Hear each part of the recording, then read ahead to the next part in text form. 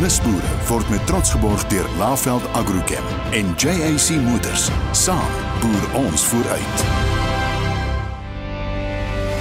Hier sal jy boer. Hier sal jy boer.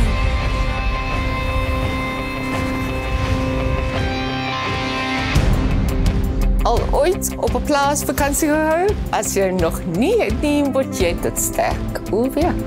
Dis sommer ook 'n goeie manier om stadskinders aan die landbou bloot te stel. En vir die ouers om asem te skep.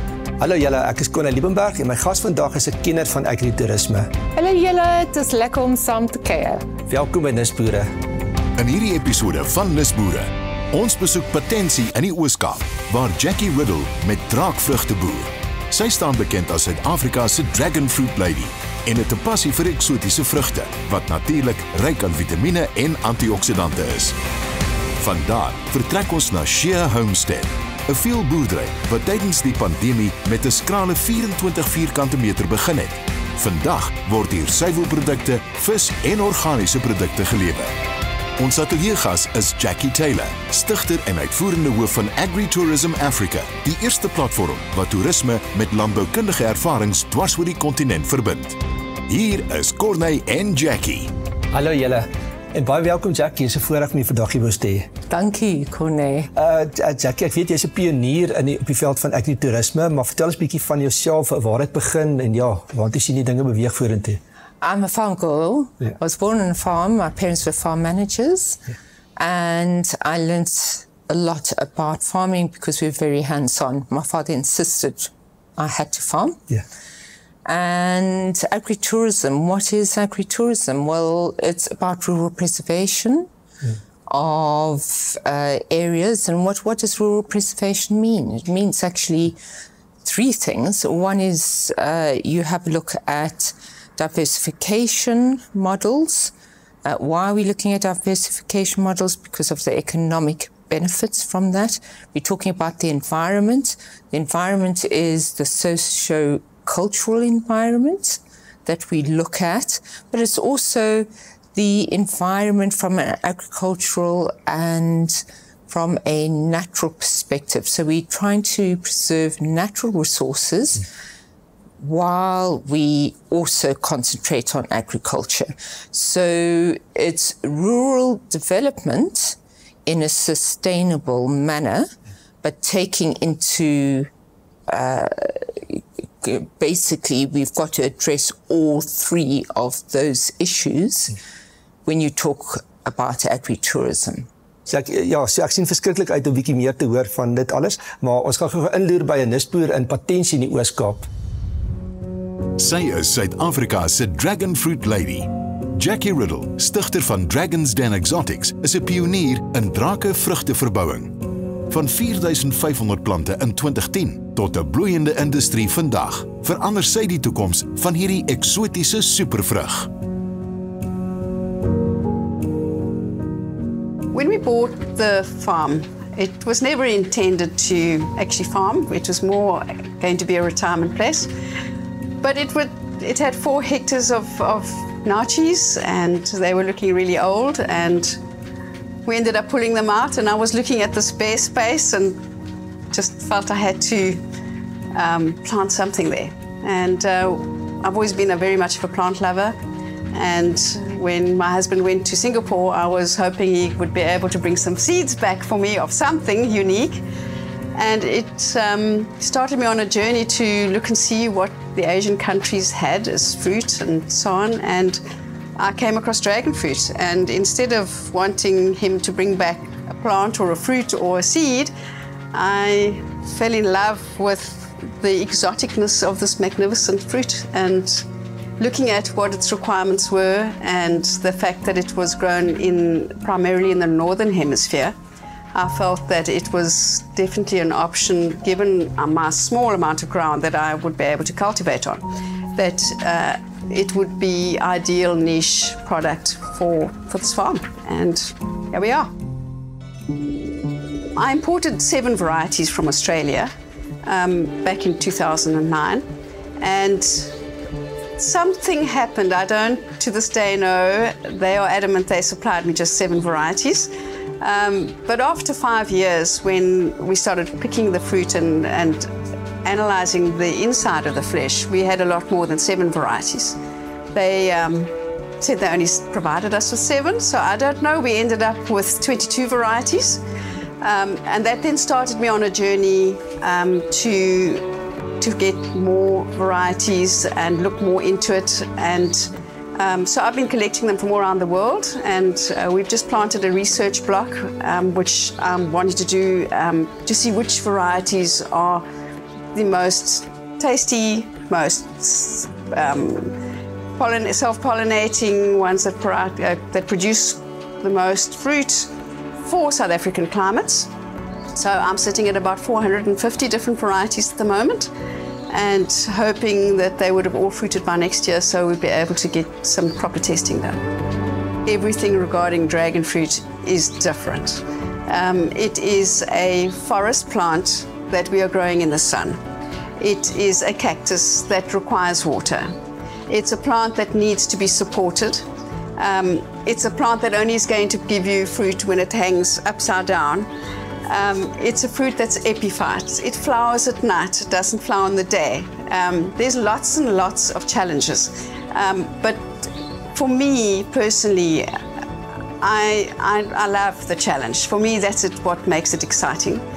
So dragon fruit is a plant that does not want to go from a cold environment to a slightly warm environment and then back to a cold environment. It attracts moisture, so it gets tiny little bit of moisture drops on the fruit, and if you put it back into a fridge, it rots. So if you, for instance, pick and we put it into a fridge here, even if it is 15 degrees, and we put it into a non-refrigerated truck and transport it at, let's say, 20 degrees, and then back into fridges on the other side, within 10 days, it's starting to get rotten marks on the skin.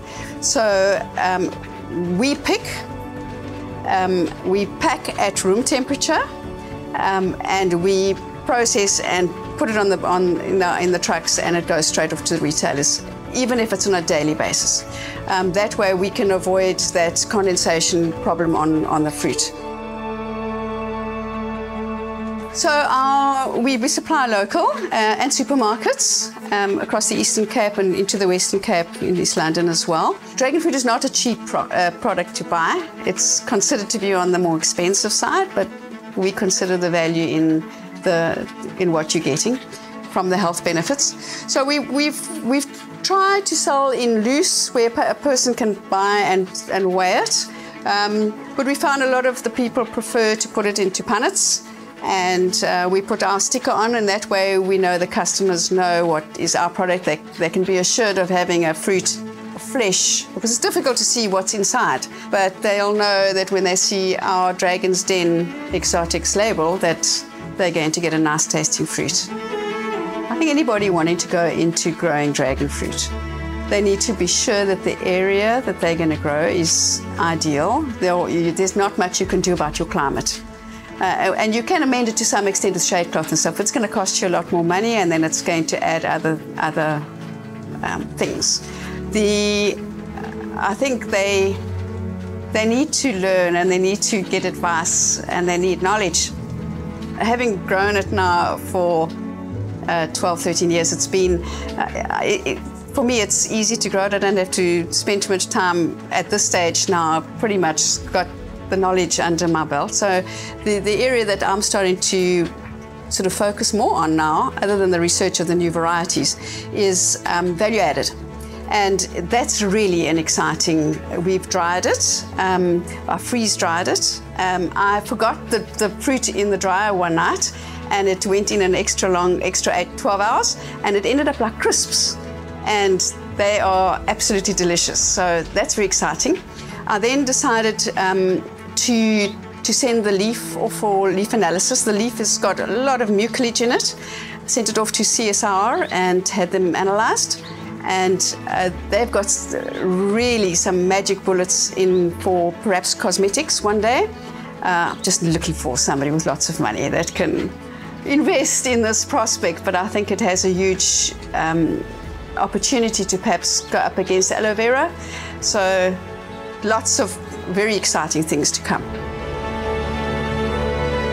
Jackie Riddle se passie het gehelp om drakevrugte in Suid-Afrika op die kaart te plaas. Terwyl sy aanhou groei en inspireer, lyk die toekoms van die industrie blink. So wat 'n pragtige insetsel oor nog 'n knap nisboere. Wat is jou gedagtes, Jackie? Jackie het 'n produk daar wat uitstekend is vir agritourism. Ja. It's an educational activity. Many people don't know about dragon fruit in South Africa. It's still newish, but yeah, a new opportunity. But agritourism, perfect. This is exactly what it is. Okay, dat is definitief op die regte spoor. Nou ja, ons gaan gou winkels toe en dan gaan kuier ons by nog 'n kookwater nisboer. Net hierna, ons besoek 'n inspirerende klein boerdery in Pretoria Oos. Nisboere word met trots geborg deur Laveld Agrochem en JAC Motors. Nisboere word met trots geborg deur Laveld Agrochem en JAC Motors. Welkom terug julle.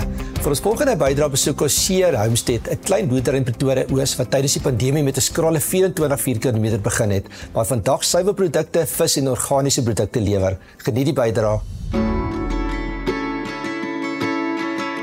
So Seer Homestead began round about COVID, so 2020, when everything was shut down and we were stuck here in our plot, or on our plot. And my husband and I just sort of looked around and we said, well, we've got all this land, we've got to do something with it. Ons het baie klein skaal begin, eers met die gedagte dat net, ons produseer net vir onsself, maar ons het baie vinnig agtergekom dat jy baie vinnig meer produseer as wat jy actually self gebruik. Om dit kommersieel ook reg te maak, dat ons nie te veel geld uitgee, het ons besluit ons moet groter gaan. Dus ons 'n groter stelsel begin het, sodat ons ook meer kan die gemeenskap gaan verkoop. Ons het met aquaponika kan ons regtig op 'n baie klein skaal, baie hoë kwaliteit groente produseer. En ons kan ook groente produseer, weet jy, buite seisoen, wanneer ander boere sukkel met hulle slaai, omdat dit te koud is, sukkel ons nie so baie met aquaponika nie. Jy weet, ons het nie eintlik enige van daai probleme nie. Ons het ons koeie hierso, ons het ons hoenders, ons het ons varke, maar ons het ook, wat ons nou besig is nog om te ontwikkel, is 'n vadderstelsel waar ons eintlik vir al ons diere hierso deur die aquaponiese stelsel die kos self te produseer, sodat ons heeltemal onafhanklik is van enigiemand wat van buite, sodat ons eintlik niks hoef in te koop vir ons diere nie. Maar ons droom is om bietjie groter te raak, en 'n groot ding vir ons wat ons ook gesien het deur ons vriende en so voor, soos die ekotourisme, is daar so baie mense wat net wil sien hoe dit aangaan. So ons gaan met skole ook begin praat, dat skole gaan verbykom en dan net kan sien waaroor gaan aquaponika. Jy weet, hoe word koeie gemelk, hoenders, waar kom die eiers vandaan, al daai tipe van goeder. So ons is hier in die stad, so vir ons is dit net ietsie waar, jy weet, almal kan net weet waar hulle kos vandaan kom en dat ons, jy weet, meer kennis vir mense kan gee en vir kinders. It's not just a lifestyle, it's also an educational part for our children and their friends. They love coming here, and always they want to go feed the cows or do something here, because it's like coming to a little farm in the city. And it's a beautiful experience for us to share with friends and family and also live it.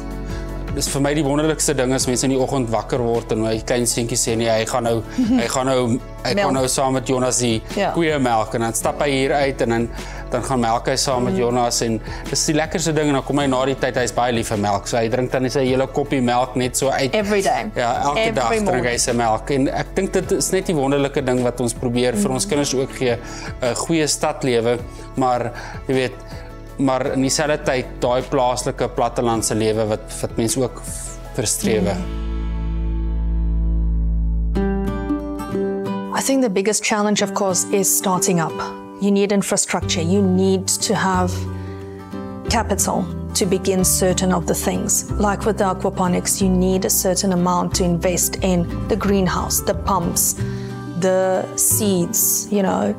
So that is, of course, one of the things. You need to decide if you want to do it, then you need to put money aside or have money aside or get a loan to begin with such a project. So ek dink een van die groot dinge wat mense ook moet onthou is, dit is moeilik om altyd 'n mark te vind vir jou produkte wat jy verkoop. Want jy produseer spesifieke goeders op spesifieke tye en dan het jy 'n groot aantal sê nou van as jy spinasie aangeplant het. Jy op een slag het jy baie spinasie en as klein boere is dit baie keer moeilik om net 'n mark te vind. Jy moet met kleiner handelaars gaan praat. Ons het 'n niche produk. So vir ons is dit baie keer ons produkte is baie goed, maar om dit altyd te verkoop teen die prys wat jy actually graag wil hê, is baie keer moeilik. Want dit is baie keer goedkoper om grootskaal kommersieel aan te koop, maar jy weet organiese groente en sovoorts kry jy nie altyd dit uit wat jy eintlik veronderstel is om uit te kry nie. So ek dink dis 'n groot ding wat ons mee om ons produkte te bemark. Ons het daar 'n paar avenues wat ons gebruik.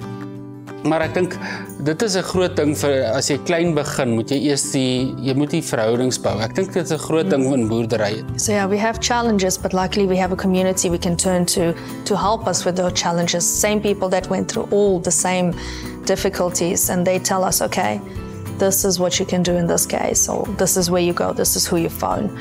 And that makes it easier. But indeed, building connections is very important, networking where you can. Doing your research is another thing, knowing what you're getting yourself into and knowing that you can't just stop when things get difficult. You learn from it, you overcome it, and the next thing you're succeeding. So one must just continue and learn and grow. Jackie, ja, nog 'n interessante storie. Wat dink jy?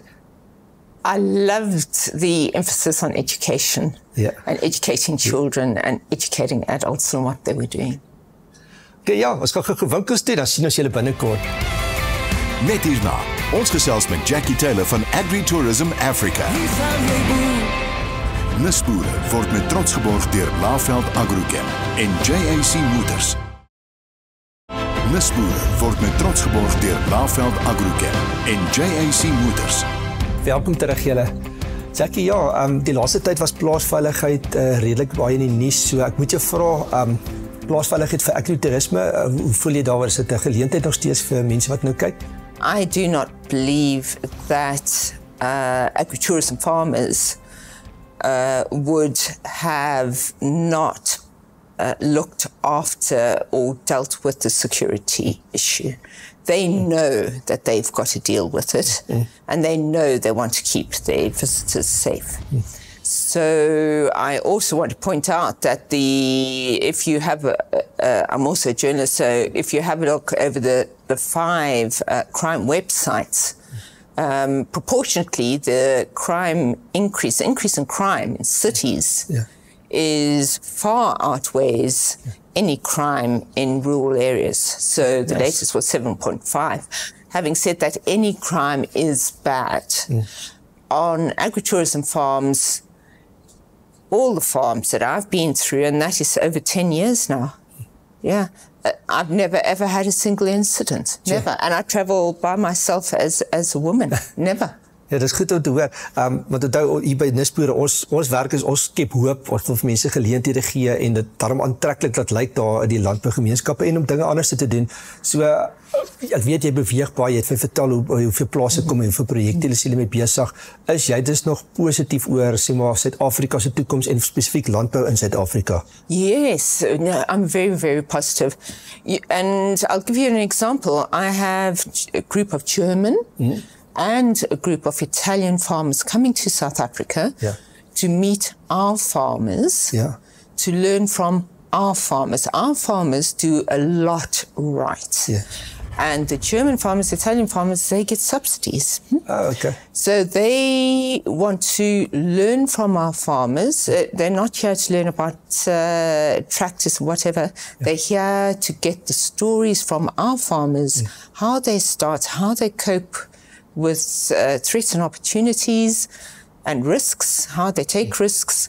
So they're here to learn. So it's a serious business. So South African farmers, I get requests from Canada, I get requests from Australia, New Zealand, all want to come to South Africa to come and learn from our farmers. Ja, jy maak dit is nou regtig vir my goeie nuus om te hoor. Ek het klaar baie weer vandag geleer.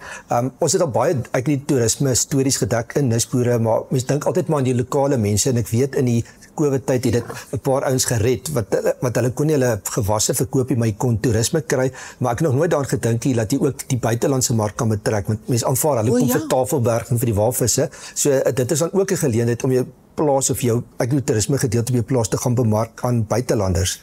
Ja, groot. Ek nee, dit is goed om te weet, want ek weer eens met die wisselkoers dink ek, hulle is nie so prysensitief die buitelandse besoekers, so daar's versekerde geleentheid. As jy nou môre so geleentheid moes begin, toerisme, is daar spesifieke areas in ons land of sektore waar jy gesê het, jy voel daar's groter geleenthede, of is dit maar, moet jy jou omstandighede vat en nie die beste daarvan maak? Yes, it's very important that we look at things like a business plan.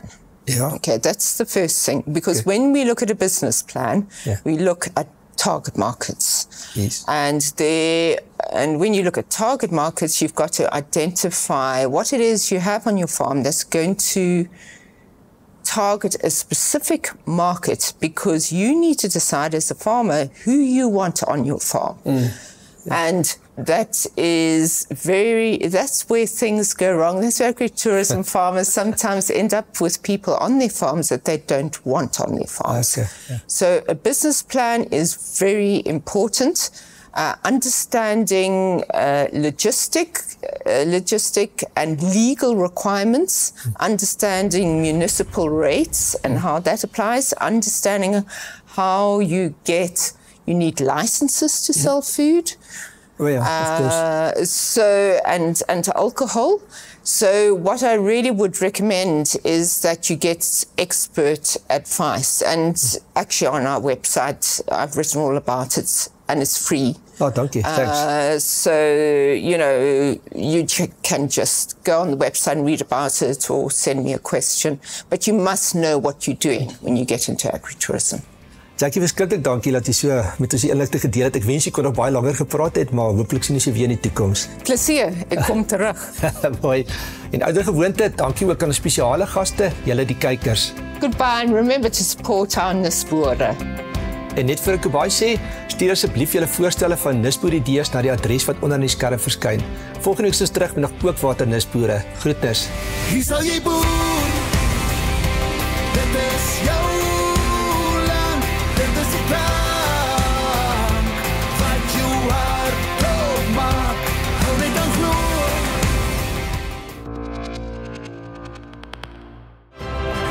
Nisboere word met trots geborg deur Laveld Agrochem en JAC Motors. Saam boer ons vooruit.